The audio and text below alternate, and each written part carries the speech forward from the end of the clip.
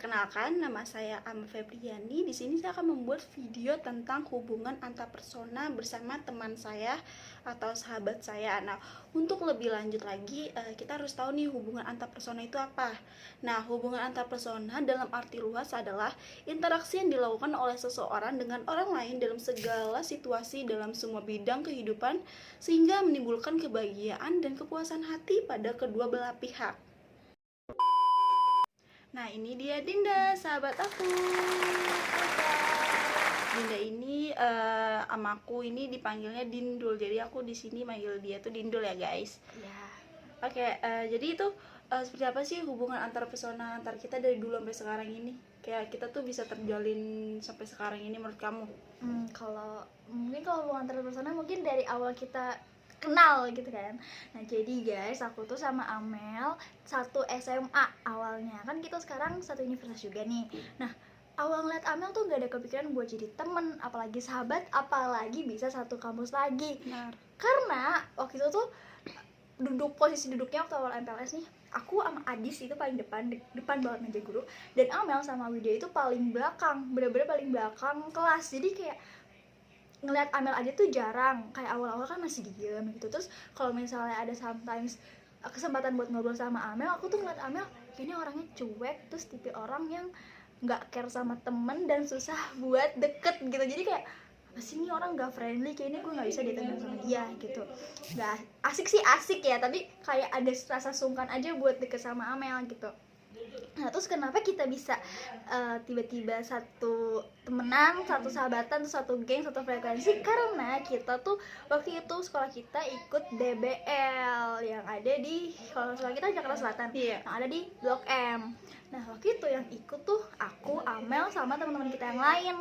Nah di situ mulai tuh kan DBL seru-seruannya, kayak kita mendukung sekolah kita, kayak jadi supporter, kayak gitu, kayak apa sih, kayak dulu tuh asik banget gitu sih. Iya. Yel-yelnya yang gitu deh pokoknya, lupa.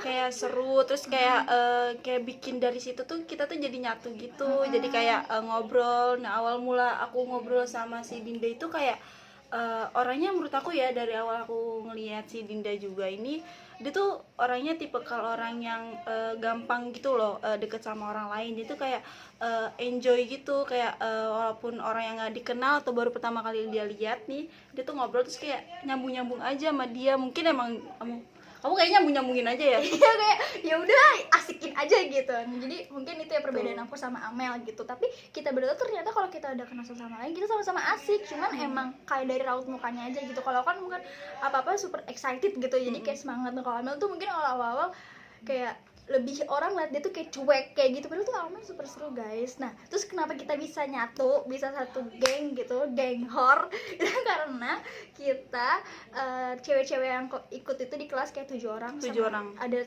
lagi nggak sih yang ikut atau kita doang? Kayaknya kita doang, ini bener-bener yang cewek itu cuma 7 orang doang. Kita kan kayak foto-foto dan lain sebagainya. Yang dari kelas kita 7 orang doang ya. Terus kita kayak bikin grup buat ngirim foto, dan dari grup itu kita nggak ada niatan buat jadi geng gitu kan awalnya, tapi karena grup itu kita jadi secara alamiah kita jadi ke kantin bareng. Terus ternyata yang suka ngebacot di kelas ya kita doang gitu.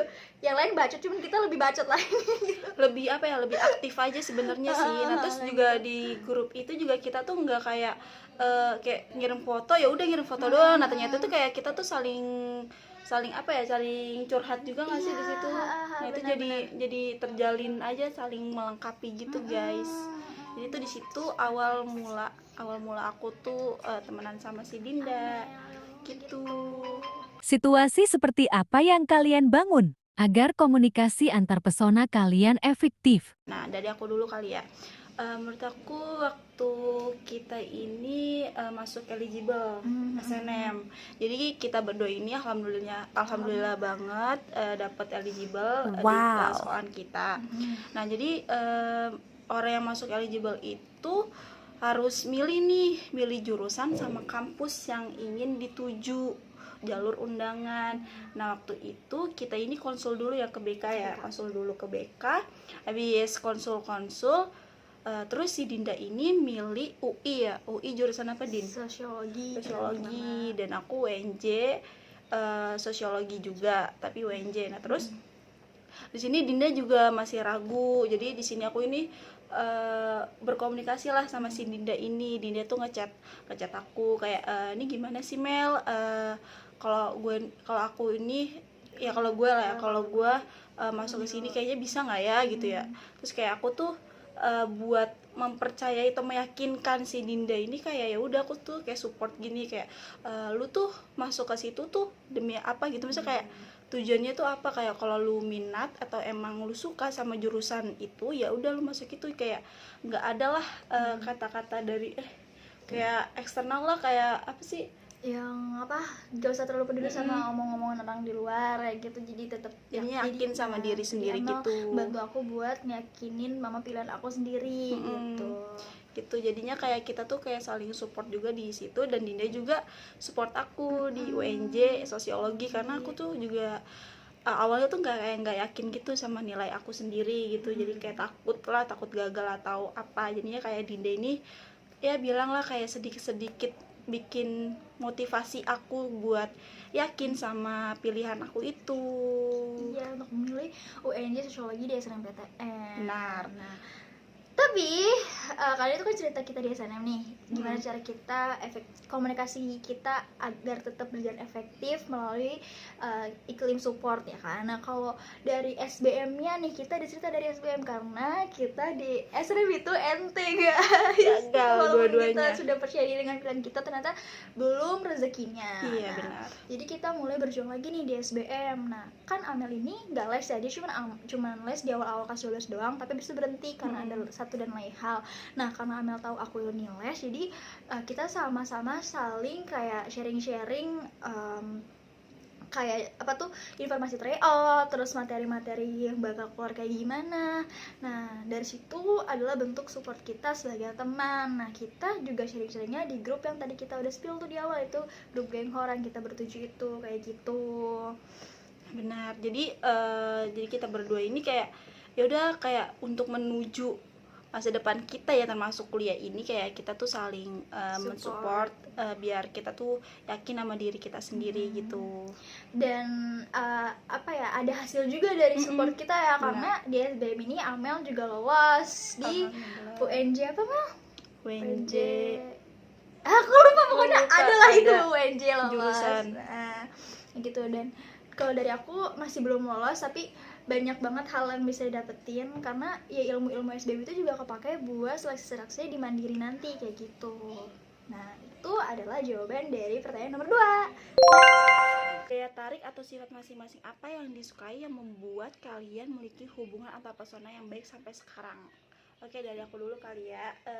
Aku tuh ngeliat Dinda itu kayak apa ya, kayak beda dari yang lain. Mungkin kalau baik tuh pasti semua orang pasti baik, tapi tuh Dinda tuh memiliki sifat yang menurut aku beda yang lain, yaitu kayak dia tuh saling support banget ke temennya. Kayak temennya tuh kayak ngelakuin apa ya udah kayak lu support aja, terus kayak meyakinkan temennya itu. Terus juga kalau ceritanya tuh ada yang melenceng atau kayak ada kesalahan yang menurut norma itu nggak baik tuh kayak pasti kita tuh mengingatkan, si Dinda ini mengingatkan ke teman-temannya, ke aku juga kayak lu tuh kenapa sih harus ngelakuin itu, kayak nggak baik gitu, kayak aku pasti diceramahin sama Dinda. Dan terus Dinda ini juga apa ya, men-share hal-hal yang baik menurut aku ya di grup itu.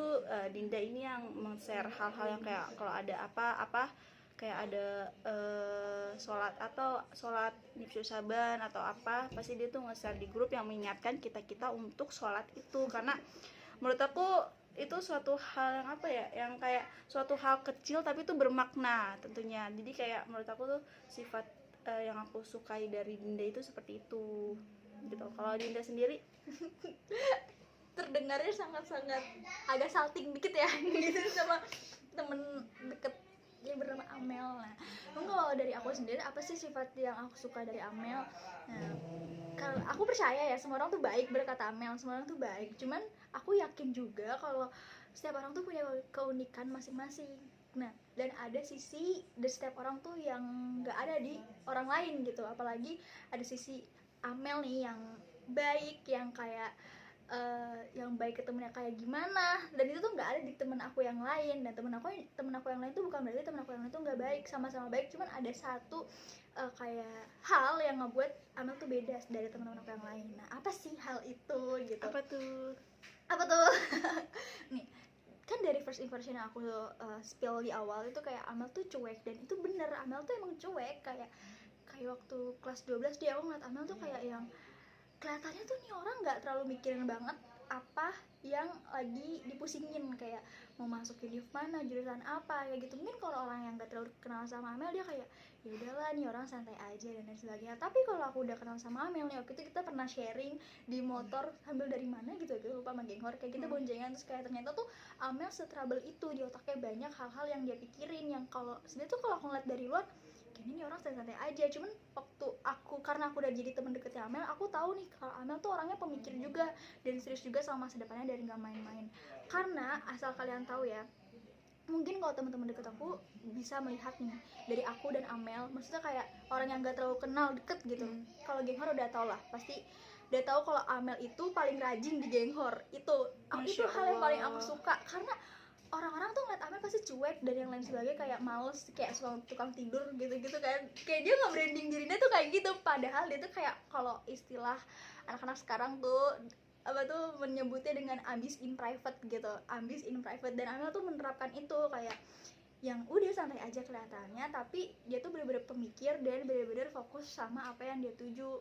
Konflik atau masalah apa yang pernah terjadi, dan apa dampaknya pada diri kalian masing-masing, dan pada hubungan antar pesona kalian. Nah, apa sih miskomunikasi yang membuat kita konflik gitu, konflik batin lebih tepatnya? Karena pada saat itu kita kan sama-sama gagal SNMPTN ya, terus ada jalur USMI yang pakai rapot juga. Nah, kita sama-sama manfaatin lah jalur tersebut, kesempatan itu. Aku tuh tahu Amel ikut USMI karena kita sama-sama masuk grup USMI, cuman aku nggak ada inisiatif buat nanya dia tuh mau prodi apa gitu, kayak oh ya udah Amel USMI gitu. Dan mungkin aku nggak nanya itu karena pada saat itu kita sama-sama habis gagal kan, sama-sama lagi sedih, gak enak gitu, kayak buat nanya-nanya hal kayak gitu. Aku ngerasa itu hal sensitif, tapi kalau kita nggak bertanya ya ada dampaknya gitu. Kalau misalnya kita sama-sama milih prodi yang sama, nah itu yang terjadi, kita jadi memilih prodi yang sama di USMI ya. Dan taunya kenapa tahu tuh pas kapan sih? Pas kita lagi ditraktir sama temen kita pas ulang tahun tuh, pas lagi bukber. Kita mampir tuh sholat maghrib di musola. Kita kayak habis sholat, aku nanya, Amel ikut USMI ya? Udah pengen submit kan? Jadinya submit apa prodinya gitu. Kayak bodoh gak sih? Udah mau submit baru nanya dia ikut prodi apa gitu. Pas lagi dia nanya nih, aku tuh nggak tahu kalau dia tuh ikut. Jadi tuh aku bener-bener nggak nyentuh itu grup sama sekali, dan ngeliat itu siapa aja tuh nggak peduli, kayak udah masuk grup ya udah. Ternyata Amel nggak tahu kalau aku ikut USMI, malahan dia kan nggak buka grupnya. Nah ya udah, ternyata pas dijawab komunikasi, aku kayak agak kaget gitu, kayak Mel, aku juga komunikasi, kamu nggak tahu gitu. Dan mungkin di situ ada temen aku yang namanya Bina, mungkin dia juga kaget gitu karena dia tahu kalau aku mau komunikasi IPB gitu. Jadi ya udah, di situ mau gimana, mungkin Amel saat itu udah submit juga, terus udah hamin hari penutupan, aku udah yakin juga di komunikasi. Aku tuh kayak nggak mau ngalah karena yang bingung mau daftar apa lagi gitu, kayak takut salah milih jurusan juga gitu kan. Maunya tadi pilihan kedua tuh gizi dinaikkan ke atas, terus pindahin ke pilihan kedua komunikasi, cuman kayaknya nggak relevan sama akunya. Karena takut itu nggak sih, salah juga, salah jurusan juga gitu kan. Jadi ya udah, aku nekat di komunikasi gitu, karena itu impian aku juga. Aku terinspirasi dari Kasasa kan, kakak kelas kita, kakak kelas kita yang masuk komunikasi IPB gitu. Dia udah, aku nggak mau, yaudahlah nekat aja. Aku cuman di saat itu aku cuma berharap aku sama Amel tuh sama-sama lolos gitu aja. Aku nggak mempersiapkan mental kalau di salah satu dari kita tuh akan ada yang ketolak gitu. Aku nggak mempersiapkan mental itu. Jadi mungkin dampaknya kita nggak komunikasiin dari awal tuh karena kita nggak siap mental. Kalau misalnya aku atau Amel ada yang nggak lolos gitu, nah ya benar, aku mental nggak kuat dan aku yang ketolak, Amel keterima. Beruntungnya Amel keterima guys ya.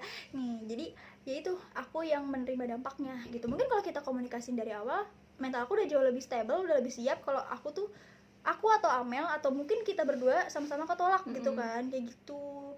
Nah terus ada lagi yang pas bukber aku nggak ikut, itu gimana? Iya, pas lagi H+ pengumuman itu kan aku di situ diterima. Nah pas lagi ngumpul, si Dinda ini nggak ikut karena ada acara keluarga ya katanya. Nah terus pas lagi ngobrol kayak gitu, itu si Bina ini kayak bilang kayak Mel mau nggak tahu kalau si Dinda ini milik komunikasi itu.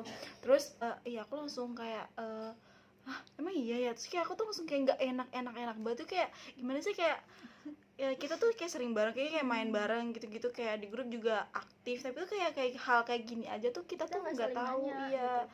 kita nggak nanya, kayak bener-bener miskom banget, padahal hal kecil aja menurut kita. Jadi tuh dampaknya itu juga jadi besar gitu. Jadi kayak aku tuh ngerasa nggak enak sama si Dinda. Terus aku kayak berpikir kalau Dinda yang yang itu nggak ikut pas lagi main tuh gara-gara aku mikirnya kayak gitu.